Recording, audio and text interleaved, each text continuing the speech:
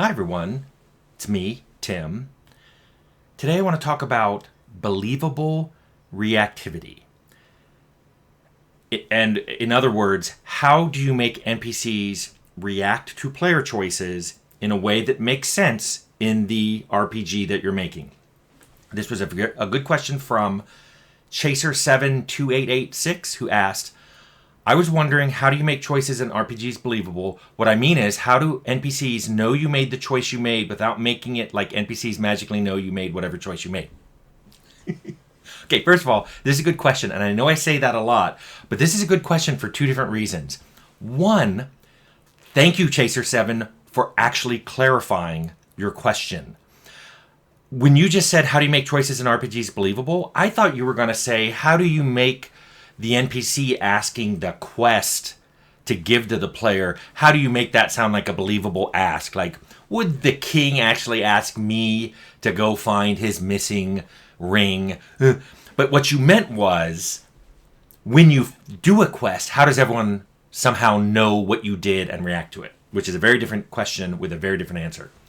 But the other reason this is a good question is, I've said this before, but I would never have thought to even do a video on this. It's not something that I would think about. It's something I do in my games, but I do it without thinking.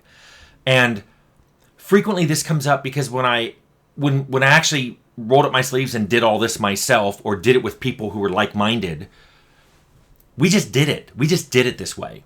We didn't have meetings going, we need to talk about player reactivity. We just did it. This is the way we did it.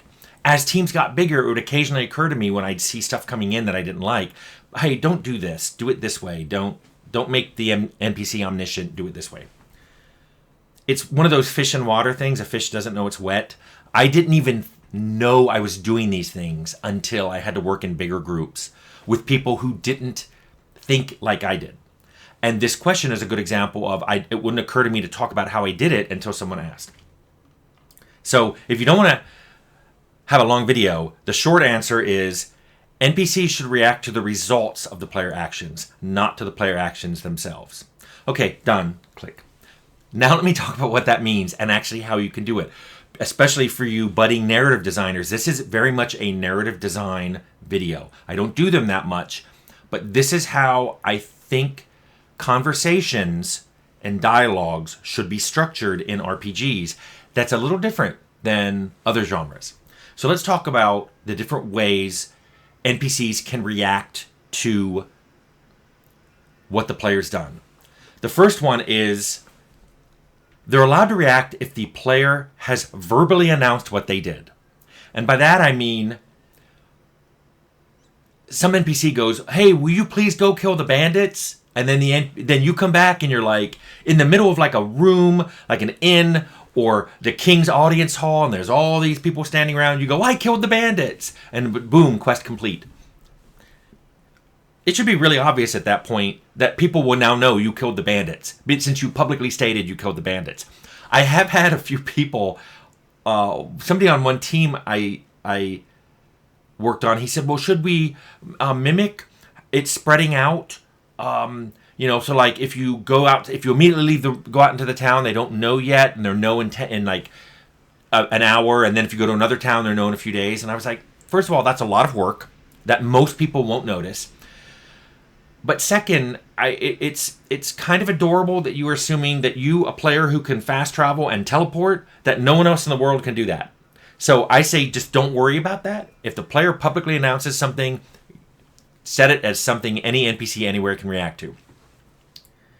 The second way is through player nonverbal announcements. This is anything the player is expressing to those around him, but isn't saying. A perfect example of that is if there's a bandit group that keeps attacking a town, and the bandit leader wears a very distinctive looking set of armor, and one day you walk into town wearing that armor, I think it's okay if everybody knows you killed the bandits and that leader. Other ways that you can make a nonverbal announcement is just if people know you're going into a dangerous situation, maybe, you're like, I'm going to go into the dungeon and kill the bad guy. Or there are wanted posters up from the Assassin's Guild with your face on it.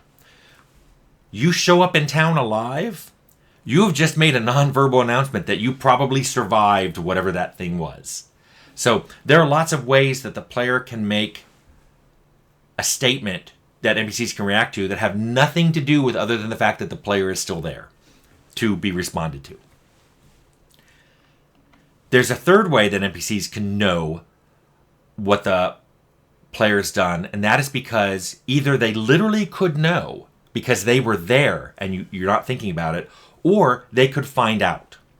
And that's anything from you had companions with you, and these are companions that you have with you when you go to inns. Maybe they're talking to people, or maybe you leave them somewhere and go off and do other things.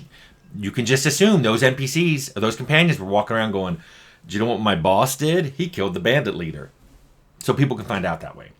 If you're living in a world with detectives or police forces or something like that, those people may eventually find out. If you kill someone, especially if it ends up in the newspaper like we did in Arcanum, you can assume that someone's going to try to figure out who did it. Especially if you have a world with magic. Maybe there's a seer who can figure out who did it. Or if you have any kind of omniscient NPCs. So characters in the world that are just somewhat omniscient. In a fantasy realm, it may be the gods. You killed someone, the gods know you did it. And maybe they tell their priests. And maybe they sent one of their own, celestial hitmen out to get you.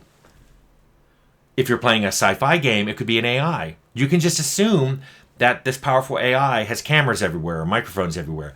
A System Shock did that. The AI in that was watching you the whole time.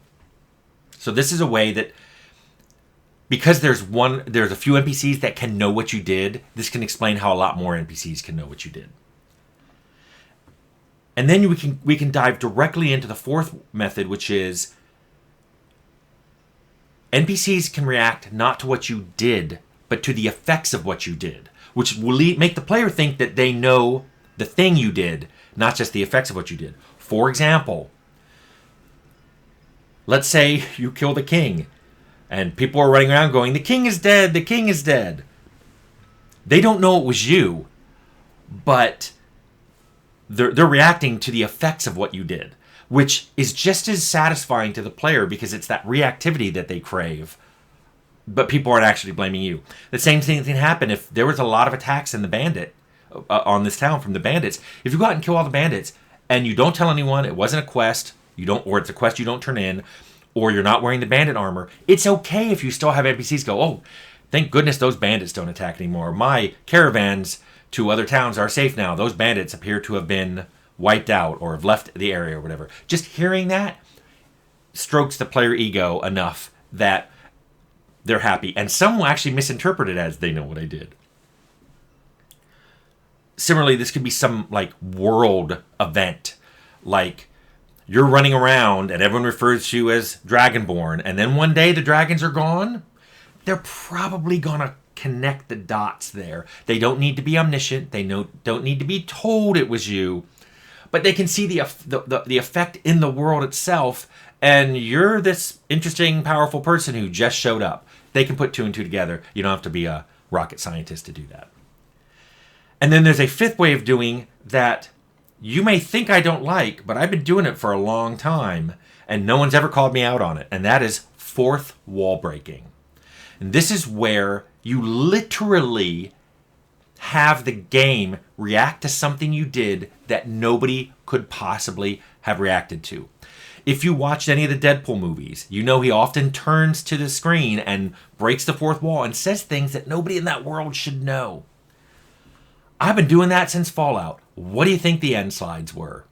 Somehow the game, within the context of the game, within a particular save game, is reacting to things you did in a way that many people may not have known that was you.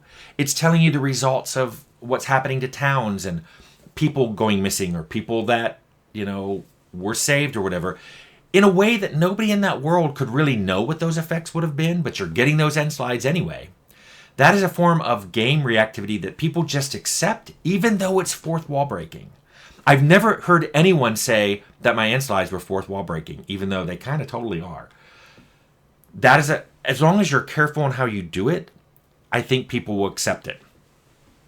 So, Chaser72886, that's 5 different ways that you can react to players' actions in a way that players will accept as believable. And I hope that answers your question.